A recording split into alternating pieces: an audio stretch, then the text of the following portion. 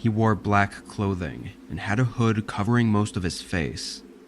He came up to my window and knocked on it a few times. I didn't open it. The man didn't say anything, he just continued to knock on the window.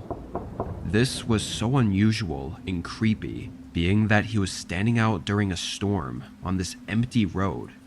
I genuinely thought he had to be drunk or something.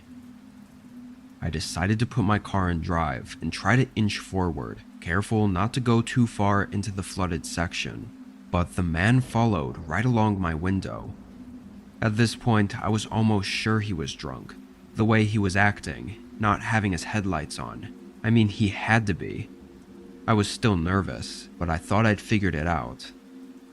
Then, completely out of nowhere, someone knocked on the other side of my car.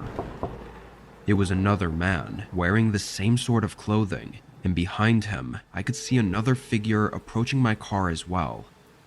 I was stunned for a second, but realizing I was running out of time, I moved faster, being less careful about the flood and just trying to turn my car around as quick as possible. There was a moment where my car lost traction for a whole 3 or 4 seconds, and I thought I had gone too far, but by some miracle it came back to me.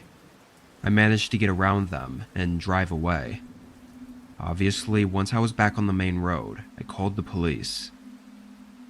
They drove down to the scene later that night, and oddly, the car was still there, right by the flood, but none of the men were there. They were able to trace the car's owner down to some random dealership hundreds of miles away that it had apparently been stolen from months ago.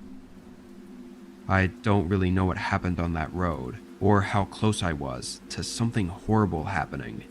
I probably will never know.